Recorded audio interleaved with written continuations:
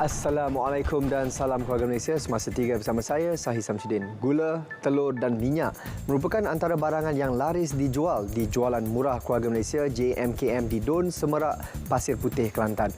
Mana tidaknya barangan keperluan itu dijual pada harga lebih rendah daripada pasaran. Untuk perkembangan semasa di lokasi, langsung bersama Nur Alia Ramli. Silakan.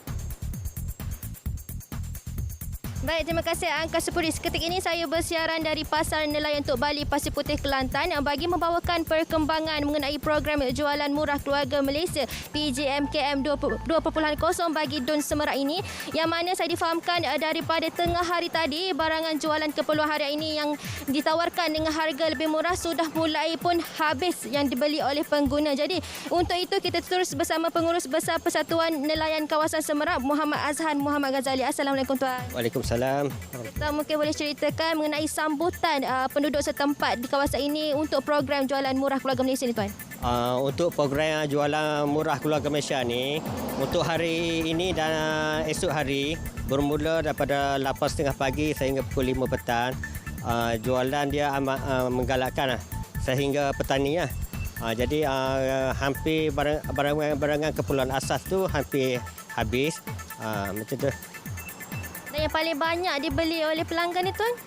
Paling banyak dibeli pelanggan setakat petani, minyak, telur, gula, termasuklah barangan keperluan asas lain seperti ayam, ikan basah. Kalau setakat petang ni tuan, berapa ekor ayam telah pun dijual? Setakat petang ni ayam telah terjual hampir 40 ekor. Jadi adakah barang-barang keperluan asas ini akan ditambah kuantitinya esok untuk membolehkan lebih ramai penduduk setempat ini membeli barang keperluan asas ni? Untuk program seterusnya untuk keesokan harinya, barang yang hampir habis akan ditambah untuk memberi keperluan lah kepada pelanggan sekitar Dun Semerak lah, dengan kadar diskaun sebanyak 20% daripada harga asal. Pada pendapat tuan lah, adakah program ini bertepatan dalam membantu penduduk setempat ini untuk meringankan beban dia dalam membeli keperluan asas ni tuan? Bagi saya program ini perlu diadakan untuk membantu penduduk setempat untuk membeli barangan keperluan asas yang telah diberi potongan lah. Untuk penduduk setempat untuk menyambati barangan ini untuk tengah harga yang yang rendah. Terima kasih tuan atas perkongsian itu tadi. Baik, saya kira itu dahulu perkongsian program JMKM di negeri Kelantan. Kembali ke Angkasa Puri. Terima kasih Nur Alia. Hari ketiga Raptai Pembarisan dan Perarakan Hari Kebangsaan 2022 di Dataran Merdeka berjalan lancar. Menteri Komunikasi dan Multimedia Tan Sri Anwar Musa berpuas hati dengan persiapan akhir terbabit. Berdasarkan keadaan itu, beliau yang juga pengerusi Jawatankuasa Induk sambutan Hari Kebangsaan dan Hari Malaysia 2022 optimis program akan berjalan seperti dijadualkan. Beliau menasihatkan orang ramai yang ingin menyaksikan acara itu hadir lebih awal sebelum 7.30 pagi bagi mengelakkan kesesakan susulan berapa jalan raya ditutup. Hari Kebangsaan 2022 bertema Keluarga Malaysia Teguh Bersama bakal disambut Rabu ini di Dataran Merdeka. 50,000 pengunjung disasar hadir ke sambutan itu selepas 2 tahun ia tidak diadakan secara besar-besaran berikutan COVID-19. Semasa 3 berakhir di sini, teruskan kesetiaan anda bersama kami sehingga kita berjumpa lagi. Assalamualaikum dan salam keluarga Malaysia.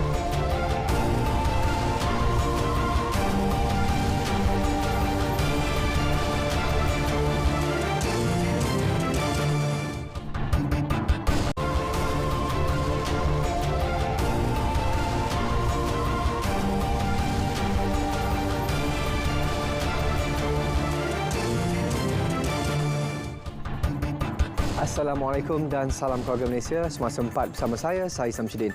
Raja Permaisuri Agong Tengku Hajah Azizah Aminah Maimunah Iskandariah berkenan merasmikan Floria Diraja Putrajaya 2022 di Anjong Floria Putrajaya. Keberangkatan tiba Tengku Azizah disambut Menteri Wilayah Persekutuan Datuk Seri Dr. Syahidan Kasim dan Timbalan Datuk Seri Jalaluddin Alias serta Presiden Perbadanan Putrajaya Datuk Fadlun Mak Ujud.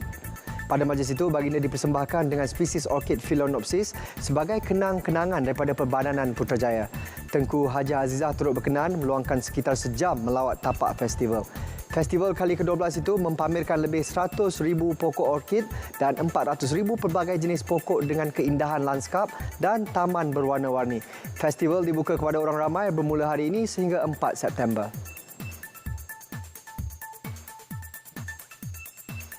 Bagi menyemarakkan sambutan Hari Kebangsaan, Rukun Tetangga KRT Kampung Teluk Paku, Kuala Terengganu menganjurkan kayuhan santai merdeka. Kayuhan melibatkan kawasan sejauh lebih 10 km dengan mengelilingi 5 buah kampung. Menurut pengerusi KRT Kampung Teluk Paku, program disertai hampir 100 penduduk pelbagai usia. Agihan bendera diberi ke setiap rumah yang dikunjungi. Peserta tetap bersemangat meneruskan kayuhan meskipun dalam keadaan hujan di pertengahan jalan. 5 termasuk 2 beradik ditahan selepas disyaki terlibat aktiviti memproses dadah dan mengedar syabu.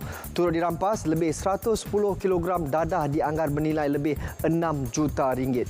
Menurut Ketua Polis Perak, Datuk Muhammad Yusri Hassan Basri, tangkapan dibuat di Tapah Jumaat lalu. Siasatan mengesyaki semua dadah yang dirampas adalah untuk edaran pasaran luar Perak. Ia dianggar boleh digunakan lebih 1 juta penagih. Sedikit dipercayai menjalankan kegiatan sejak Jun lalu. Semua suspek berusia antara 29 hingga 33 tahun direman 7 hari. 4 suspek turut didapati mempunyai rekod jenayah lampau. Kes disiasat mengikut Seksyen 39B Akta Dadah Berbahaya 1952. Seorang pembantu laut di Pejabat Laut Batu Pahat Johor mengaku tidak bersalah atas 2 tuduhan membuat tuntutan lebih masa dan perjalanan palsu berjumlah lebih RM670. Kesalahan didakwa dilakukan penjawat awam itu pada Mei 2020.